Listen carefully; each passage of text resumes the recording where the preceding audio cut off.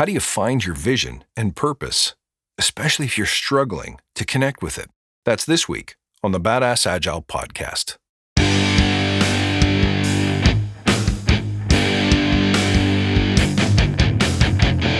Greetings, team. Welcome to the Badass Agile podcast. I'm your host, Chris Williams.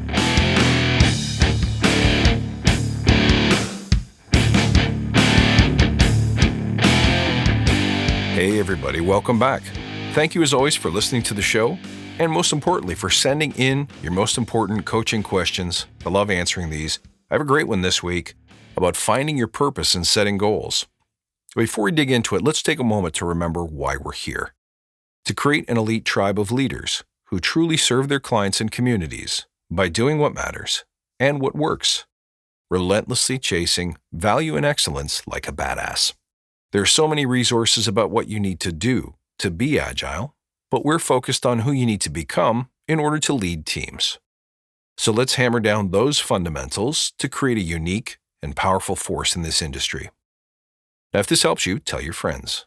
Don't forget, you can also submit your coaching or leadership questions by reaching out at contact@badassagile.com. All right, this week's question comes from James. Let me read it to you. I've had a lot of people recently asking me, telling me to set long-term goals that are aligned to my dreams and passions, that will give me a higher purpose, which I've reflected on a lot recently. But I don't know how I can figure this out. All right, well, James, that's a great question. And if you've been a listener for any length of time, two things. First of all, the answers are within the Badass Agile way. As we know, the Badass Agile way encourages each of us and challenges us to get visionary, then to get focused, then to get gritty, then to get humble and flexible. But notice it all starts with getting visionary, which leads me to part two, which is that the most important thing you can do as a leader and as an agile practitioner is to set up your picture of how the world looks when you're done with it. Now, that can take many forms. As a product owner, it could be your vision for how your product or service changes the world. What value does it add? As a team or an individual performer on that team, you can set a vision for what kind of team or teammate do you want to be? What will you as a group achieve? What do you stand for? What will you do better than anybody else? What is the unique value that you add to the world?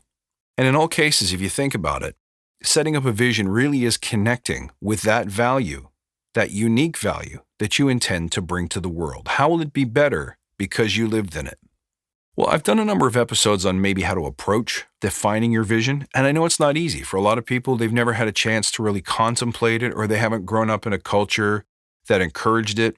And let's face it, in the modern educational and work environment, the focus has been on getting you literate and, getting you good with numbers and making sure you're prepared for the workforce. They don't really spend a whole lot of time figuring out who you are and why you're so important. I think sometimes there's a lot of pressure around the question too, because we tend to think of creating your vision as somewhat of a mystic or spiritual question. And it really doesn't have to be. Here's the way I look at it. If you ever watch an ant or a bee doing what they do, they didn't have to get educated on it. They didn't have to spend a whole lot of time contemplating their purpose. They just sort of wake up and biologically they've been programmed to do what is necessary to do for their survival. So while it's inaccurate to say that each of us has something that we uniquely were born to do, there is something in our DNA that we were probably meant to do. And where does that meaning come from? Well, it really could be partly your biological makeup. It could be your early experiences, and it boils down to your preferences and your skills and gifts to a certain degree. So maybe the easiest way to think about your vision is to work backwards from questions like this. What are some of the things that make you really happy? Can you remember a time or especially an activity in your life where you were completely joyous? You were totally immersed in the activity. The world around you seemed to go away and you lost all sense of time. Is there something, if you were to really analyze carefully, that you seem to gravitate towards? And by that I mean, you'll do this thing, no matter how inconvenient it seems, no matter how many other pressing priorities you think you have standing in the way, no matter how many other people warn you or tell you that you probably shouldn't do it or don't need to do it, you have to do it anyway. If you think carefully about those things, another great question I always use is, what would you do if you didn't have to worry about money? And even if your answer is, well, I just go to the casino and gamble all day, you know what? There's something in that. So ask all of those questions of yourself, and you'll find some activity or some class of activity will emerge. It's usually the case for human beings that they really enjoy, for example, adventure. That means new and exciting and foreign environments. That could be travel. That could be seeking new challenges or new levels of ability. For other people, it may be being a helper or a healer. Those are people who really enjoy being on the scene sometimes when the worst of the stuff hits the fan. When nobody else can solve the problem, they kind of like jumping in, being the hero. Other people really enjoy being teachers, those who transmit specific knowledge to people who don't yet have it. Some people really like being creators. Those are the people who invent things, often artistic things, but not limited to. They could be inventions or innovations or improvements on innovations. In that same vein, some people are solvers. They take the existing problems of society or nature or interpersonal relationships and are always trying to concoct new ways to get around them or eliminate them. Technical people often fall into that category. Part creative, but also these are people who are looking for solutions to making things faster or better or different. Some people are communicators or marketers or cheerleaders, people who take work that other people are doing and help promote or lift it up so that it's accessible to more of the world or a larger audience. Some people are healers. Those are the people who want to take individuals in their worst moments, whether they be human or otherwise, and bring relief, solace, or comfort. Some people are protectors. Now, as you hear some of these statements, you may find elements of yourself in each of them or in many of them. So I highly encourage you to inspect, James, the different ways that you gravitate towards activities, the things that you do, even if you are not being paid, the things that you do, even when you weren't asked to do them. But these things bring you real edification, gratification, comfort, a sense of accomplishment. Somewhere deep down, you probably know. And one way to gut check that is to ask yourself the question, from the time I was a little kid up until the current day, I have always known that I'm a bit of a blank.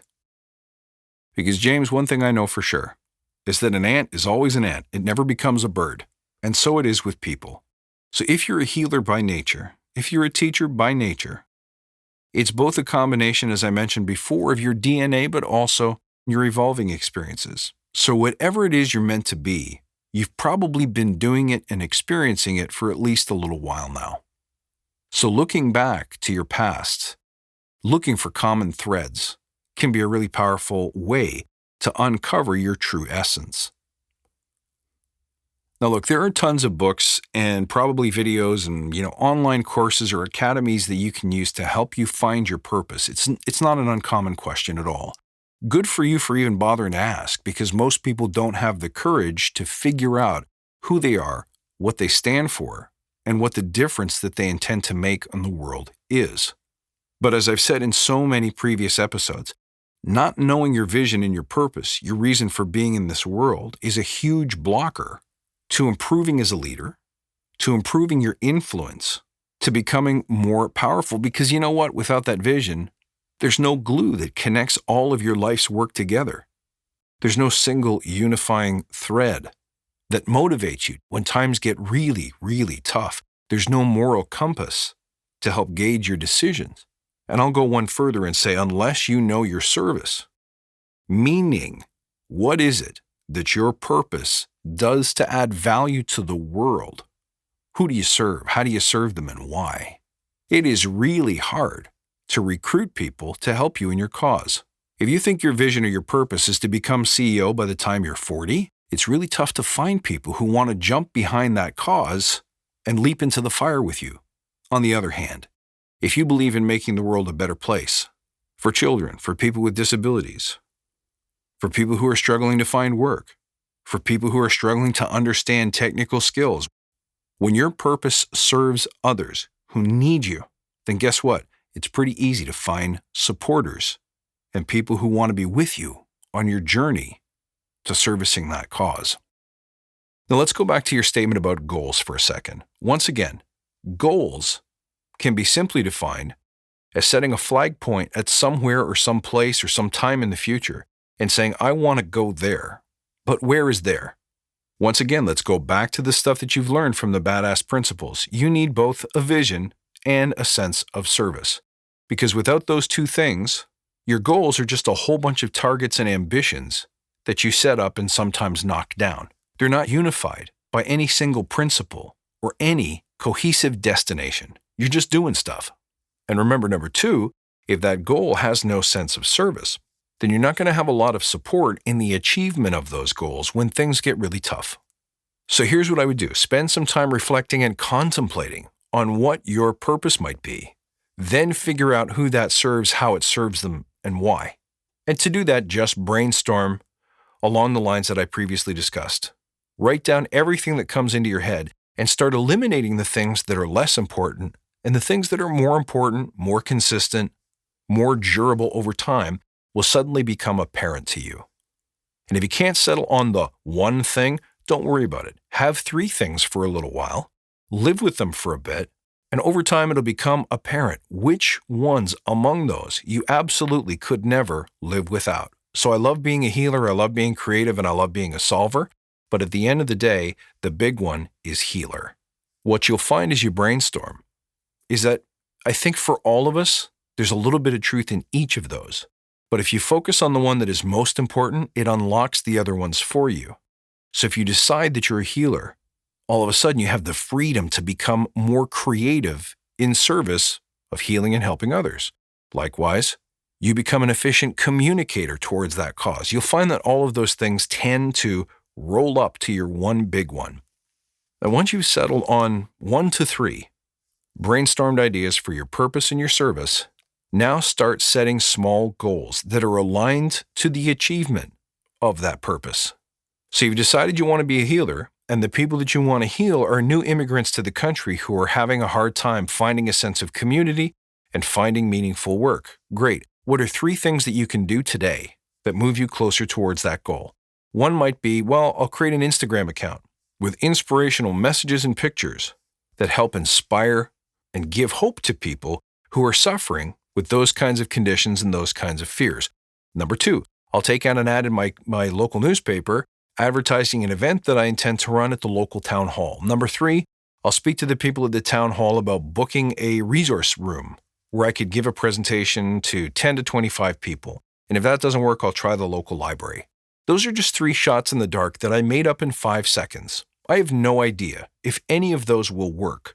But as far as goals go, those are wicked, agile goals that get you doing something. And one of 2 things will happen. Either they will work and those actions move you closer toward your goals and fulfilling your purpose, or they won't. They'll fail. And as I always say here on Badass Agile, either you win or you learn. So James, good luck in your journey. It's an important quest that you're undertaking, and I applaud you for it. If you have any more questions, don't hesitate to reach out. And friends, thank you for listening. I hope this question and answer has helped you too. You can reach out at badassagile.com or find me on Twitter at badass_agile.